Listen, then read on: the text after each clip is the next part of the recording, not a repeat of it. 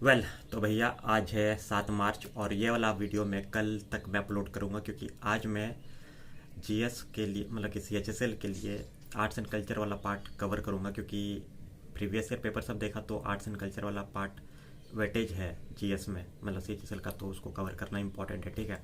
और उसके बाद मैं ये वीडियो अपलोड मतलब कि एडिट करके कल तक मैं अपलोड कर दूँगा। और ये अपना गाइड 2 वाला वीडियो है। कल 6 तारीख को मैंने गाइड 1 अपलोड किया था और ये अपना गाइड 2 है। तो इस वीडियो में हम लोग बात करेंगे कि बहुत लोगों ने कमेंट किया था कि नोट्स कैसे बनाएं, रिवीजन कैसे करें, स्ट्रेटेजी बताओ।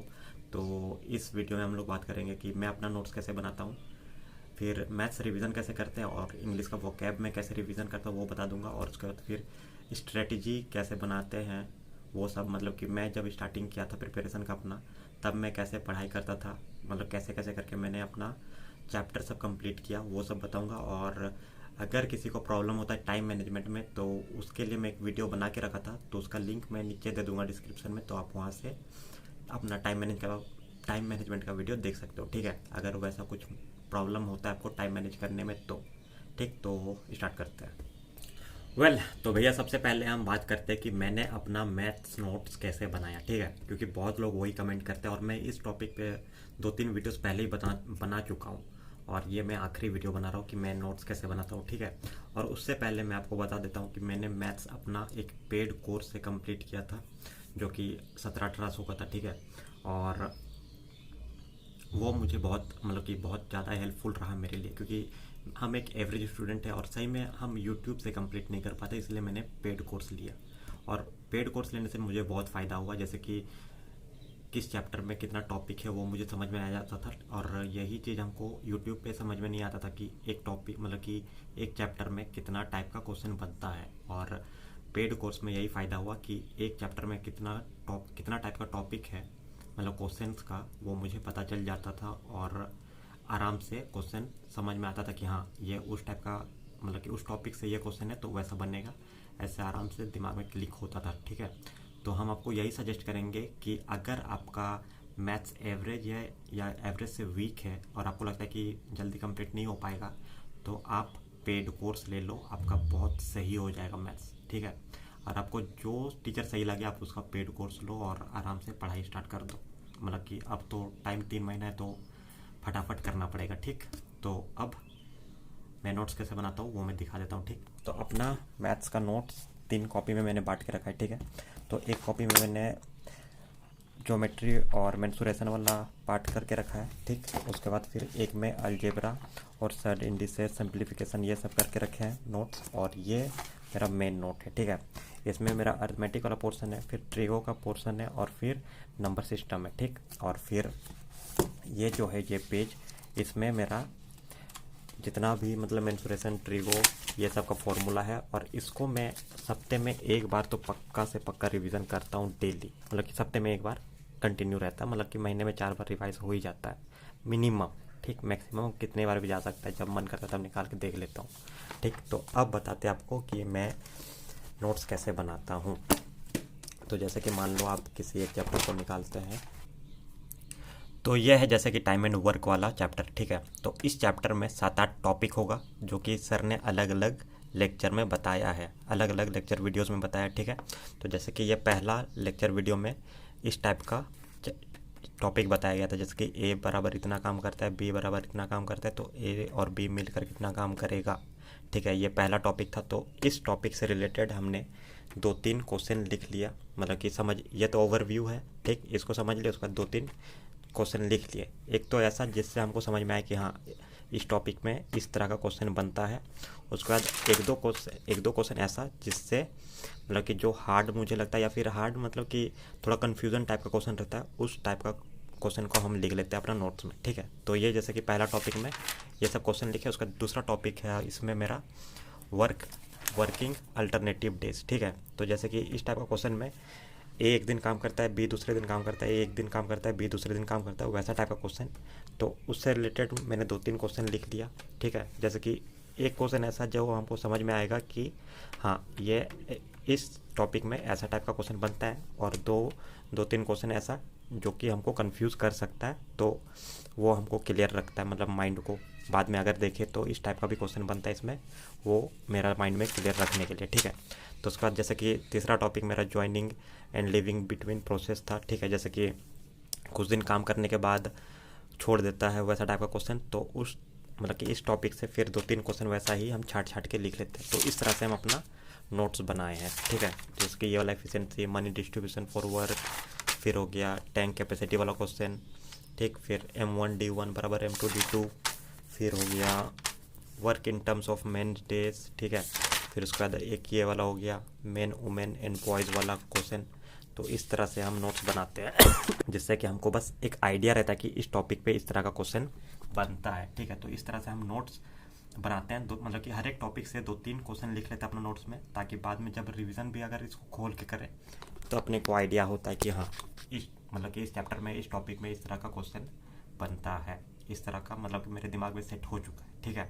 और मेरा ये जितना भी नोट्स है, ठीक, मतलब कि अर्थमेटिक, नंबर सिस्टम, ट्रिगो और फिर इसमें जो मेंसुरेशन वाला जो फॉर्मूला है, ये सब हम ट्राई करते हैं कि वीक में एक बार तो रिवाइज कर ही लें। मतलब कि महीने में सही में हम 4 बार रिवाइज कर लेते हैं इसको, और इसको हम इतने अच्छे से रिवाइज कर चुके हैं ना कि अब हमको नींद से भी उठाकर कोई पूछ देगा कि इसका फॉर्मूला बताओ या फिर ऐसा क्वेश्चन है तो कैसे बनेगा, तो फिर हम आराम से बता सकते हैं। उस तरह का मेरे दिमाग में घुस चुका है, ठीक। तो ऐसा नोट्स बनाओ कि आपको आराम से समझ में भी आए और बाद में आप रिवाइज करो तो आराम से दिमाग प्रोसेस करे उस चीज़ को, ठीक है। तो इस तरह से मैंने अपना नोट्स बनाया है। तो अब बात करते हैं स्ट्रेटेजी के बारे में, ठीक है। क्योंकि ढेर सारा कमेंट आया हुआ था कि स्ट्रेटेजी सब शेयर करो, फिर डेली व्लॉग डालो ताकि साथ में पढ़ाई करो, वैसा टाइप का। तो वो सब तो पॉसिबल नहीं है, लेकिन मैं आपको बता देता हूँ कि मैंने अपना मैथ्स कैसे कंप्लीट किया, ठीक है। मतलब कि एक एक चैप्टर मैंने कैसे कितने दिन में कंप्लीट किया वो सब, ठीक। और अगर आप मेरा पुराना स्टार्टिंग का 4-5 वीडियो देखोगे ना तो आपको आराम से आइडिया हो जाएगा कि मैंने किस तरह से मैथ्स कंप्लीट किया अपना, ठीक। और मैं फिर भी आपको यहाँ पर एक बार बता देता हूँ। जैसे कि अपना आपको पता है कि अर्थमेटिक वाला पोर्शन है मैथ्स में, फिर DI है, फिर नंबर सिस्टम है, फिर एडवांस मैथ है, ज्योमेट्री सब, ये सब, ठीक है। तो जैसे कि मेरा जो कोर्स था उसमें मान लीजिए जब मुझे रेशियो पर पोर्शन कंप्लीट करना था, ठीक। तो इसमें मान लीजिए आप मेरे पास टोटल 7 लेक्चर थे। तो 7 लेक्चर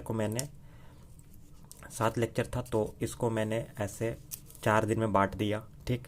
तो जैसे 25 को मान लीजिए मैंने 4 मतलब कि 1 2 3 4, ठीक है, 4 लेक्चर मैंने कंप्लीट किया। और उसके बाद एक एक्सरसाइज था वो भी मैंने कंप्लीट किया। तो एक दिन में मैंने इतना मैथ का कवर कर लिया उस 7 लेक्चर में से, ठीक।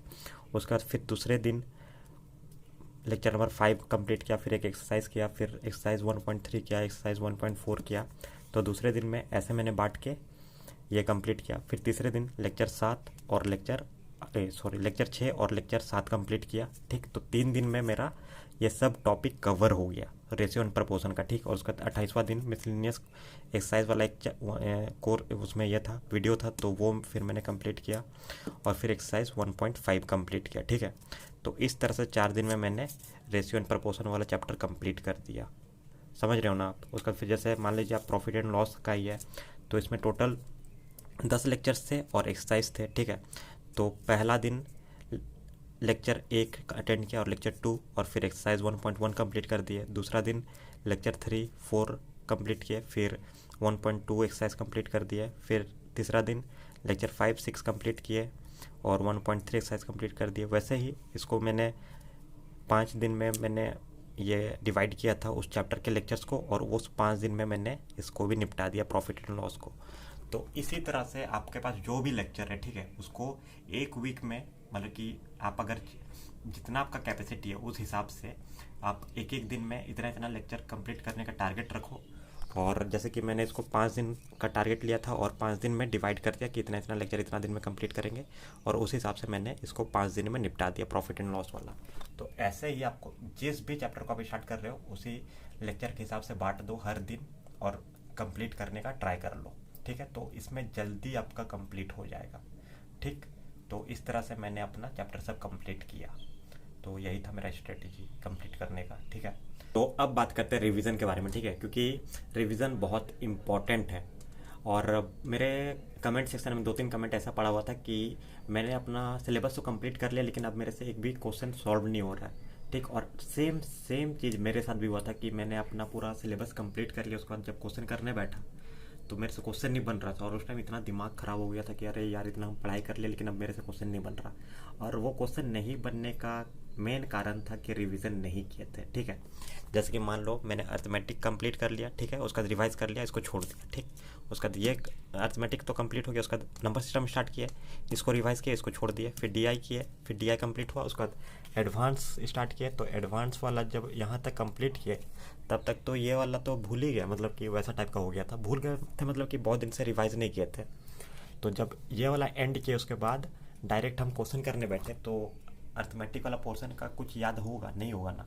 तो जब मेरे से मतलब कि सॉल्व नहीं होने लगा तब फिर मैंने 3-4 दिन टाइम लिया, फिर सब को आराम से रिवाइज किया, उसके बाद क्वेश्चन सब आराम से सॉल्व होने लगा। ठीक है, तो आपको किस तरह से रिवीजन करना है वो मैं बता देता हूँ, जब जिस तरह से मैंने किया था। ठीक है, तो सबसे पहले जैसे कि परसेंटेज चैप्टर आप पढ़ रहे हो तो परसेंटेज चैप्टर कंप्लीट होने के बाद नेक्स्ट डे आप पूरा इस चैप्टर को रिवाइज करो जो आपका नोट्स में आप लिखे हो। ठीक है, उसका फिर रेशियो जैसे चैप्टर कंप्लीट हुआ तो रेशियो प्रपोर्शन का जितना भी आप नोट्स में बनाए हो नेक्स्ट डे उसको रिवाइज करो। फिर जैसे इंटरेस्ट कंप्लीट हुआ, ठीक, तो इंटरेस्ट कंप्लीट होने के बाद नेक्स्ट डे आप उसको रिवाइज करो। ठीक, जैसे जैसे चैप्टर कंप्लीट हो रहा है उसके नेक्स्ट डे ही आप उसको रिवाइज करो। ठीक, और जैसे ही अर्थमेटिक वाला पूरा पोर्शन कंप्लीट हो जाएगा तो उस टाइम 2-3 दिन आराम से आप इसको रिवाइज करना ताकि आपके दिमाग में छपा रहे। ठीक, तो ऐसे ही आप एडवांस वाला भी कंप्लीट करना, उसके बाद रिवाइज कर करके, और जब फुल सिलेबस कंप्लीट हो गया होगा आपका तो एक बार फुल नोट्स अपना रिवाइज करना, उसके बाद अपना प्रीवियस ईयर या फिर मॉक जो भी देना है उसके बाद देना। ठीक है, तो इस तरह से आपको रिवीजन करना है मैथ का। ठीक, और फिर इस तरह से ही अपना स्ट्रेटेजी था जब हम स्टार्टिंग किए थे, तो आप इसको फॉलो कर सकते हो क्योंकि बहुत हेल्पफुल हुआ मेरे लिए, तो उम्मीद करते कि आपके लिए भी ये हेल्पफुल होगा। और फिर इस वीडियो को यहीं तक रखते हैं क्योंकि अब बहुत लंबा वीडियो बन जाएगा, और बाकी सब मतलब जितना भी डाउट है या फिर कुछ हो तो कमेंट करना, वो सब हम अगले वीडियो में कवर करेंगे। ठीक है, तो इस वीडियो को यहीं पे एंड करते हैं और मिलते हैं आपसे अगले वीडियो में। तब तक के लिए ताबड़तोड़ मेहनत करो ताबड़तोड़ मेहनत करो, अपने लिए करो। ऑल द बेस्ट आप सभी को और मुझे भी। बाय।